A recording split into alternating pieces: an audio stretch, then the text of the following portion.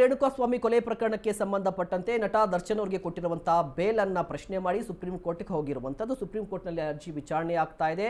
ನ್ಯಾಯಮೂರ್ತಿಗಳು ಒಂದಿಷ್ಟು ಪ್ರಶ್ನೆಗಳನ್ನು ಕೇಳಿದ್ದಾರೆ. ರದ್ದಾಗುತ್ತಾ ಅದು ಸೆಕೆಂಡ್ರಿ. ಬಟ್ ಈಗ ಪ್ರಶ್ನೆಗಳನ್ನು ಕೇಳಿದ್ದಾರಲ್ವಾ, ಒಂದಿಷ್ಟು ಅಭಿಪ್ರಾಯವನ್ನು ವ್ಯಕ್ತಪಡಿಸಿದ್ದಾರೆ. ಬಟ್ ಅಭಿಪ್ರಾಯವನ್ನು ವ್ಯಕ್ತಪಡಿಸಿದ್ದಾರೆ, ಅದು ತೀರ್ಪಾಗಿ ಬರುತ್ತಾ ಅದು ಗೊತ್ತಿಲ್ಲ. ಈಗ ಒಂದು ಪ್ರಶ್ನೆ ಇರುವಂಥದ್ದು, ಕಾರಣ ಏನು ಅಂತ ಹೇಳಿದ್ರೆ, ರಾಜ್ಯದಲ್ಲಿ ಕೊಲೆಗಳ ಆಗಿಲ್ವಾ ಅಂತ ಹೇಳಿದ್ರೆ ಸಾಕಷ್ಟು ಕೊಲೆಗಳಾಗಿದೆ, ಮಾಸ್ ಮರ್ಡರ್ಸ್ ಕೂಡ ಆಗಿದೆ, ದೊಡ್ಡ ಕ್ರೈಮ್ ಹಿನ್ನೆಲೆ ಇರುವಂಥ ದೊಡ್ಡ ದೊಡ್ಡ ಕ್ರೈಮ್ಗಳು ಕೂಡ ಆಗಿದೆ, ಒಂದು ಇಡೀ ಕುಟುಂಬವನ್ನು ಸುಟ್ಟು ಹಾಕಿರುವಂಥ ಕೇಸ್ಗಳು ಕೂಡ ಇರುತ್ತೆ. ಬಟ್ ಆ ಪ್ರಕರಣಗಳಲ್ಲಿ ಏನಾಗುತ್ತೆ ಅಂತ ಹೇಳಿದ್ರೆ, ಹೈಕೋರ್ಟ್ ಜಾಮೀನು ಕೊಟ್ಟ ಬಳಿಕ SPP ಅಥವಾ ಸರ್ಕಾರ ಸುಪ್ರೀಂ ಕೋರ್ಟಲ್ಲಿ ಅದನ್ನು ಪ್ರಶ್ನೆ ಮಾಡಿದ್ದು ತೀರಾ ಕಡಿಮೆ ಅಂತ. ಅಂದರೆ ಒಂದು ಕೊಲೆ ಪ್ರಕರಣಕ್ಕೆ ಸಂಬಂಧಪಟ್ಟಂತೆ ಆ ಕೊಲೆ ಪ್ರಕರಣದ ಆರೋಪಿಗಳಿಗೆ ಜಾಮೀನು ಕೊಟ್ಟಿದ್ದನ್ನು ಪ್ರಶ್ನೆ ಮಾಡಿ SPP ಸರ್ಕಾರ ಸುಪ್ರೀಂ ಕೋರ್ಟ್ನಲ್ಲಿ ಪ್ರಶ್ನೆ ಮಾಡಿದ್ದು ತೀರಾ ಅಪರೂಪ.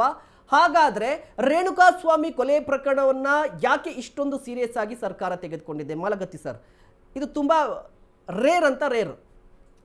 ಅದು ನನಗೂ ಆಶ್ಚರ್ಯ ಆಗ್ತದೆ, ಅರ್ಥ ಆಗ್ತಾ ಇಲ್ಲ. ಯಾಕಂದರೆ ನಾವು ಅನೇಕ ಕೇಸ್ಗಳು ನೋಡಿದ್ದೇವೆ. ನಮ್ಮ ಸರ್ವಿಸ್ನಲ್ಲಿ ಯಾರೂ ಸುಪ್ರೀಂ ಕೋರ್ಟ್ ತನಕ ಹೋಗಲಿಲ್ಲ. ಸೆಷನ್ ಕೋರ್ಟು ಮ್ಯಾಕ್ಸಿಮಮ್ ಆದರೆ ಹೈಕೋರ್ಟ್ನಲ್ಲಿ ಅಲ್ಲಿ ಮುಂದೆ ಸುಪ್ರೀಂ ಕೋರ್ಟ್ ತನಕ ಯಾವನೂ ಮುಂದೆ ಕ್ಯಾನ್ಸಲೇಷನ್ಗೆ ಹೋಗಲಿಲ್ಲ. ಇದರಲ್ಲಿ ಯಾಕೆ ಹೋಗಿದ್ದಾರೆ ಅನ್ನೋದು ಅವರಿಗೆ ಗೊತ್ತಾಗಬೇಕು.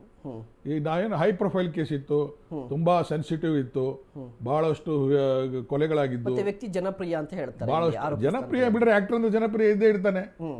ಆಕ್ಟರ್ ಅಂದ್ರೆ is also human being. Okay, ಈಗ ನಾನು ಉದಾಹರಣೆ ಹೇಳ್ತೇನೆ. ಒಂದು ಚಿಕ್ಕಮಂಗ್ಳೂರು ಒಂದು ಕೊಲೆ ಕೇಸ್ ಆಯ್ತು. ಡಾಕ್ಟರ್ ಗಂಡ ಹೆಂಡತಿ ಡಾಕ್ಟ್ರು ಗೀತಾ ಅಂತ. ನಾವು CIDಯಲ್ಲಿ ನಾನು DSP ಇದ್ದೆ ಅವಾಗ. CIDನೇ ಇನ್ವೆಸ್ಟಿಗೇಷನ್ ಮಾಡ್ತು. ಅದು ಭಾಳ ಅಲಿಗೇಷನ್ ಆಯ್ತು, ಭಾಳ ದೊಡ್ಡ ಗಲಾಟೆ ಆಯ್ತು, ಪ್ರೊಟೆಸ್ಟ್ ಅದು ಮಾಡಿದ್ರು. ಗಂಡನೇ ಮಾಡಿದಾನಂತ ನಮ್ಮೂರು ಚಾರ್ಜ್ ಶೀಟ್ ಹಾಕೋದು. ಅವಳು ಗಂಡನೇ ಅವನಿಗೆ ಕೊಲೆ ಮಾಡದ ಅಂತ, ನಾನು ಹೆಂಡ್ತಿನ ಕೊಲೆ ಮಾಡದ. ನಡು ಅವ್ರವ್ರಿಗೆ ಸ್ವಲ್ಪ ಏನೋ ಒಂದೆರಡು ಜಗಳ ಆಗಿದ್ದು ಇದು ಆಗಿದ್ದು. ಬಟ್ ಗಂಡು ಮಾಡೋದು ಕೊಲೆ ಮಾಡಿದ್ರೆ ಕಳ್ತನ ಹೆಂಗಾಗ್ತದೆ? ಬಳೆ ಇಲ್ಲ, ಏನಿಲ್ಲ, ಅವಳ ಮೈ ಮೇಲಿನ ಒಡವೆಗಳಿರಲಿಲ್ಲ.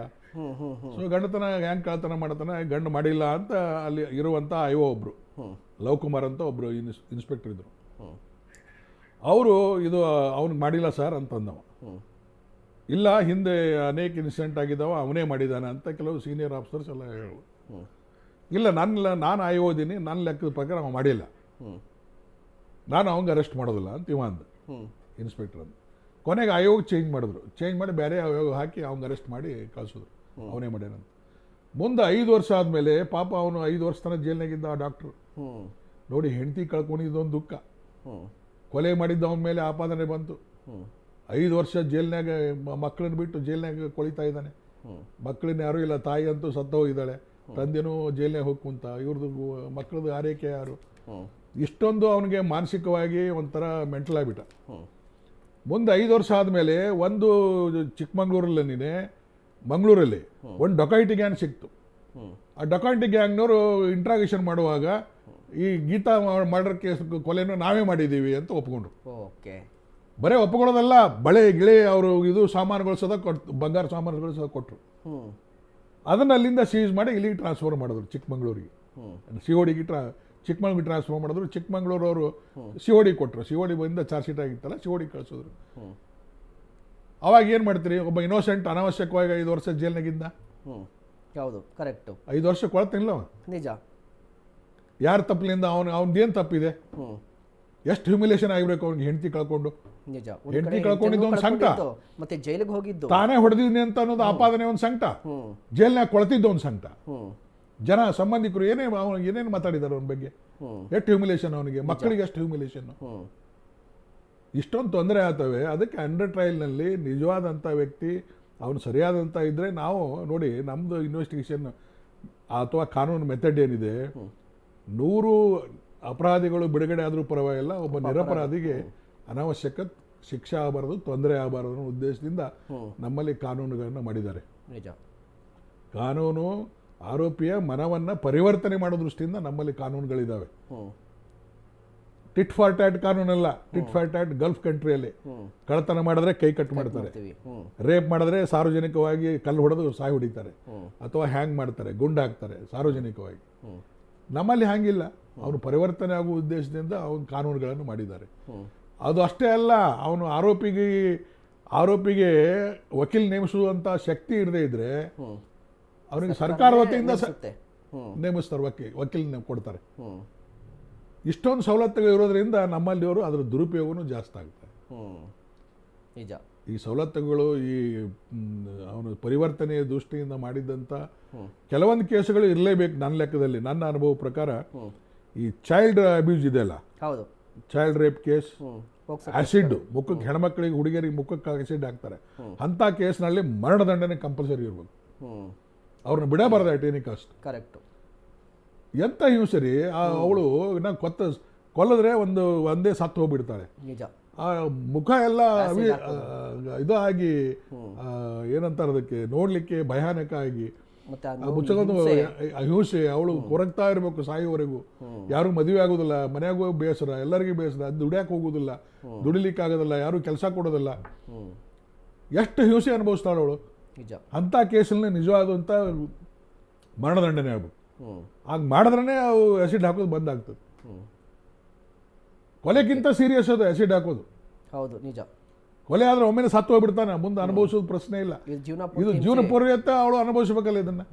ಎಲ್ಲರಿಗೂ ಹೊತ್ತು ನಿಂತು, ಎಲ್ಲರಿಗೂ ಬೇಸರಾಗಿ, ಒಂದು ಸಮಾಜಕ್ಕೂ ಬೇಸರ, ಇವ್ರಿಗೆ ಬೇಸರ, ಯಾರಿಗೆ ಮುಖ ತೋರಿಸೋಂಗಿಲ್ಲ, ಮನ್ಯಾಗೂ ಕಿರಿಕಿರಿ, ಎಲ್ಲಿ ದುಡಿಯಾಕೆ ಹೋಗೋಂಗಿಲ್ಲ, ಏಟಂತ ಕೂಡ ಹಾಕ್ತಾರೆ, ಸಾಯ್ತಾನೆ.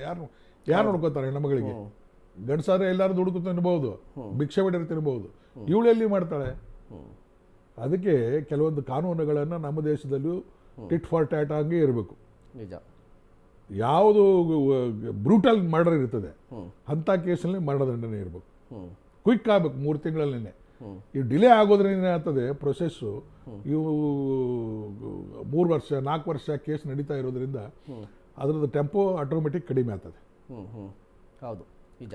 ಆ ಈರ್ಷ್ಯನೂ ಕಡಿಮೆ ಆಗ್ತದೆ. ಇವ್ರಿಗೆ ಆರೋಪಿಗಳಿಗೆ ಅವ್ರ ಮೇಲೆ ಪಂಚರ ಮೇಲೆ ಸಾಕ್ಷಿ ಆಧಾರಗಳ ಮೇಲೆ ಒತ್ತಡ ತರಲಿಕ್ಕೆ ಟೈಮ್ ಸಿಗ್ತದೆ.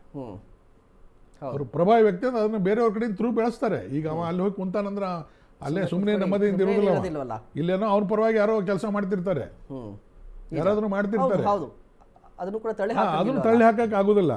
ಸೊ ಹೀಗೆ ಯಾವುದೇ ಕೇಸ್ ಆಗಲಿ ಕೆಲವೊಂದು ಅನವಶ್ಯಕವಾಗಿ ಜಾಮೀನು ಮೇಲೆ ನಿಜವಾದಂಥ brutal murder case, mass murder ಕೇಸ್ನಲ್ಲಿ ಅಂತೂ ಬಿಡೋದಿಲ್ಲ. ಬಟ್ ಇಂಥ ಕೇಸ್ನಲ್ಲಿ ಇಂಡಿವಿಜುವಲ್ ಕೇಸು ಏನು ಆಗ್ಲಾರ್ದ ಕೊಲೆ ಆಗಿದೇನ್ರಿ? ನಮ್ದೇ ಕೊಲೆನೇ ಆಗಿಲ್ವಾ? ನಮ್ಮಲ್ಲಿ ಯಾರು ಕೊಲೆನೇ ಮಾಡಿಲ್ವಾ? 4 ತಿಂಗಳು ಜೈಲ್ನಾಗಿದ್ದಲ್ಲ ಅವ. ಇಲ್ಲಿ ಪರಪ್ಪನ ಆಗ್ರದಾಗಿದ್ದ, ಅಲ್ಲಿ ಬಳ್ಳಾರಿಯಾಗಿದ್ದ. ಚಾರ್ಜ್ ಶೀಟ್ ಆದ್ಮೇಲೆ ಅವ್ನಿಗೆ ಜಾಮೀನು ಬಿಟ್ಟಾರೆ. ವಿತಿನ್ ಚಾರ್ಜ್ ಶೀಟ್ ಒಳಗೆ ಜಾಮೀನು ಬಿಟ್ಟರೆ ದಟ್ ಈಸ್ ರಾಂಗ್. 90 ದಿವಸ ಒಳಗೆ ಜಾಮೀನು ಬಿಟ್ಟರೆ ಅದು ಯಾರೂ ಒಪ್ಪೋದಿಲ್ಲ, ಬಿಡುವುದೂ ಇಲ್ಲ.